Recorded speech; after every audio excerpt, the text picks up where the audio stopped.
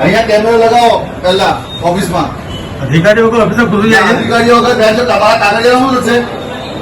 હે અધિકારી વગર કોન્ટ્રાક્ટરો કેબિનમાં બેસે? કોન્ટ્રાક્ટરો અડ્ડો છે?